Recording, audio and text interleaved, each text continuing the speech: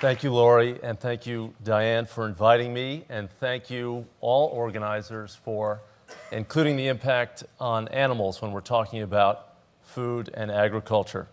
As Lori mentioned, I feel very privileged to serve the Humane Society of the United States. This is our logo, and you can see it consists of 19 different animals in the shape of the country. We work on all animal issues, and we work on a national scale, not just conducting rescue, which is so important, but inevitably deals with the symptoms of the problems, but looking to prevent cruelty and looking at the broadest, biggest issues of our human relationship with animals. And one of the central questions that we confront at the Humane Society of the United States is the incredible moment of contradiction that we live in now in our society. With so many expressions of love and appreciation for animals, but so much cruelty occurring on a vast and industrial scale. I did write a book called The Bond, and the thesis of this is that there's a bond built into every one of us that gives us a head start in doing the right thing for our fellow creatures. All kids have this connectivity to animals, and all of us here at some level have a connection to other creatures. We have so many expressions of this bond and appreciation for animals in our society. 2/3 of American households have dogs and cats, 171 million dogs and cats. We let our cats on our kitchen tables. We sleep in the same bed as our dogs. There are another 140 or 50 million pets in our households. There are more pets than people in American households. We spend more than $50 billion a year on our pets. Another 80 million of us are active wildlife watchers. We take to the forests and the fields to watch the incredible feats of flight of birds and other creatures and take in the tonic of being in the natural world and experiencing an area that's not completely controlled by humans. These ideas are embedded in our culture. There are 20,000 animal welfare groups in the country. There's an animal group for every kind of animal.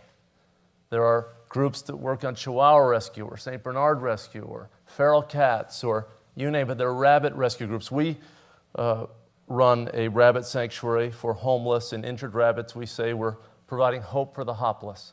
And there's an animal group for every kind of creature. And of course, there are farm animal groups, and there are groups that are thinking about every sort of creature in crisis. And we have a nation where the basic notion that cruelty to animals is wrong is already a universal value. All 50 states have anti-cruelty statutes that codify the notion that malicious torment of animals is not just a moral problem, it is a legal problem. And it is a felony in 47 states. Cockfighting is a federal felony, and it's now illegal in all 50 states. Dogfighting is a felony in every state. So staging fights between animals, even if you have some sort of interest in that and get some sort of titillation from it, we as a state, as a nation say, no, you're not allowed to do that. We're going to protect the animals from that sort of vice and that sort of entertainment. But what about farm animals? The largest category of animals in use in our society. 10 billion animals raised for food in the United States every year. 10 billion. More animals go through slaughterhouse lines every year in the United States than there are people on the planet. Just as a logistical enterprise, it's an extraordinary sort of thing. And how do we feel about this? I mean, we love our dogs and our cats, and we express, all sorts of appreciation, fascination for wildlife, but do we care about farm animals? Well, all of the surveys show that indeed we do. Here's a survey from the American Farm Bureau Federation, kind of the symbol of industrial agriculture through Oklahoma State University, measuring public attitudes toward farm animals. 95% of people believe farm animals should be well cared for. 95%. Every survey shows this, that we care about all animals, including animals raised for food. And you know, we at the Humane Society of the United States don't talk so much about animal rights. We talk about human responsibility. It's really more about us than it is about them. I mean, we need to understand a basic framework when we're talking about animals, that they think, that they feel, that they make choices, that they want to live just as much as we want to live, that they want to avoid pain and suffering just as much as each one of us does. But it's really about our choices, because in the relationship between us and animals, we hold all the cards. We have all the power. We are the lords of the animals. We make life and death decisions in our society without even casually thinking about it sometimes. The little actions that we take have such consequences for these creatures. And one of the greatest disconnects that exists in our society is our relationship with animals and what we think we believe and how we act in this world, where animals are not just a sidelight to the human experience. Whether we realize it or not, they're at the center of the human experience. And they've always been at the center of the human experience. And are we syncing up our values and our beliefs with our conduct? You know, this is a barren battery cage. 280 million laying hens in the United States, and 95% of them are in these barren battery cages, 6 or 8 birds jammed into a cage. Each bird, under the industry standard, has 67 square inches of space. Now, this is an 8.5 by 11 piece of paper. 8.5 times 11 is 93. So 67 is 2/3 of this page. That's the living space that a laying hen has as the industry standard and norm in our nation for the 1.5 years that she is alive. 1.5 years in this space? I mean, it's as if 8 or 9 of us were in an elevator for our whole lives. Imagine after 5 or 10 minutes how you'd feel stuck in an elevator. Imagine if you were stuck in there for the whole day or a week or a month or a year or 1.5 years. I mean, are we this uncreative when it comes to agricultural practices? Are we this miserly? Are we this oblivious to the needs of other creatures? To do this sort of thing to them? To confine them in a space where they can't even turn around or extend their limbs? Is that the way we are? Is that the kind of country we are? Is that the kind of people we are?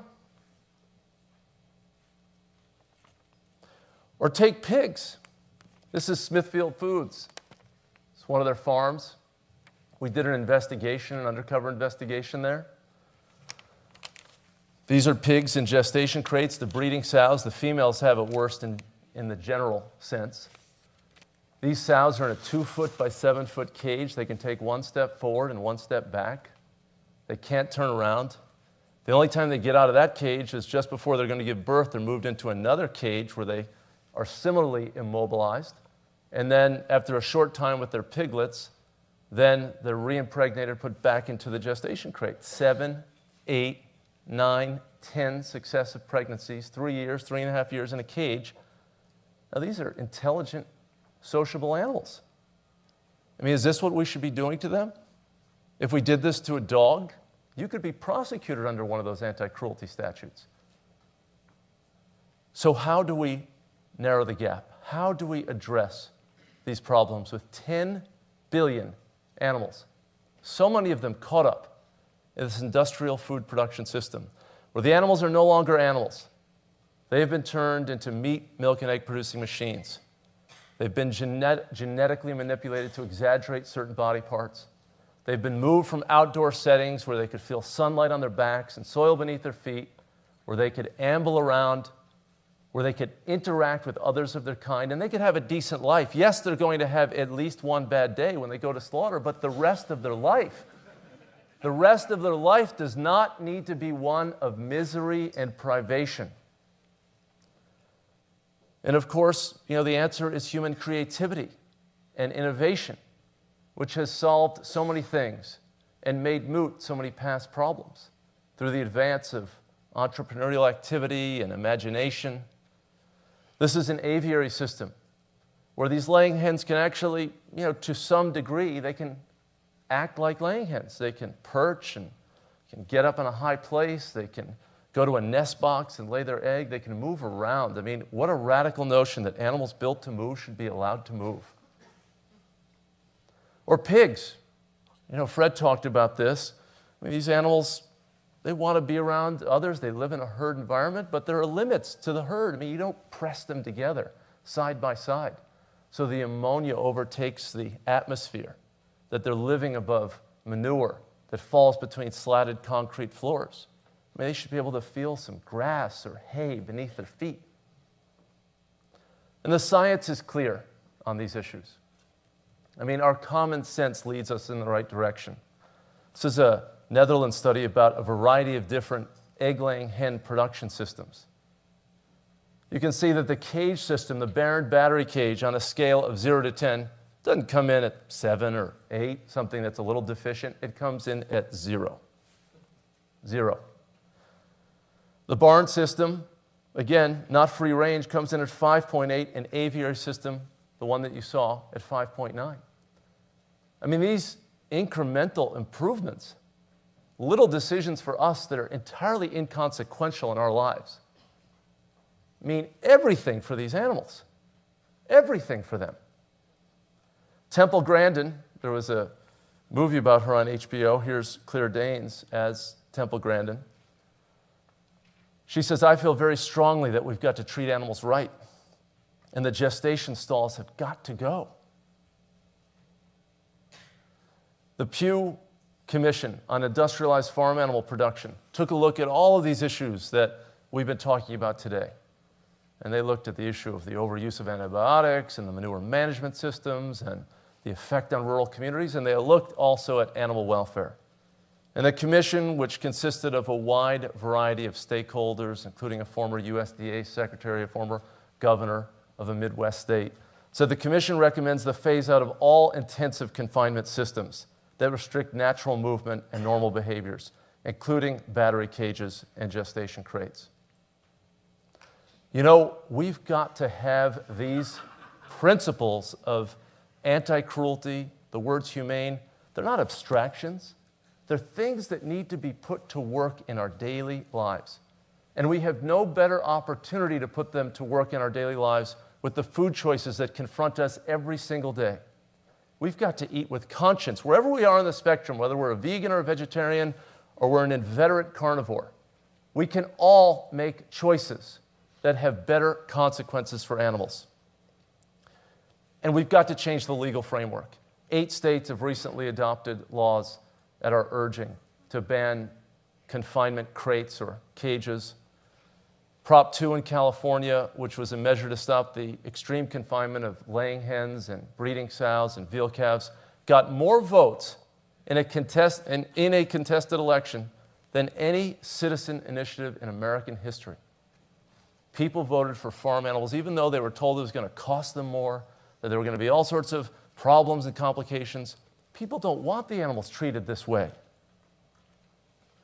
Even the United Egg Producers, the group that was our biggest adversary, has now seen the writing on the wall. And it is now jointly supporting with HSUS an effort in Congress to have a minimum standard of care for laying hens, to ban forced molting, to reduce ammonia levels, to require labeling of all eggs in the marketplace, and to double the space allotment for the birds and to give them enrichments. And of course, all of us as individuals can take action. Meatless Mondays is a great, easy way to ease into this. And choosing higher welfare products, which are now more and more available in the marketplace, and we've got to demand that they're more widely available. And urging corporations, we're a capitalist economy, corporations have an enormous sway on our behavior, the opportunities that we have. All of these companies have taken preliminary steps to infuse their supply chain with more humanely produced products. And we've got to spread the word. It's said that not a sparrow falls without his maker knowing. We've got to be mindful of all these creatures, every single one of them. Thank you.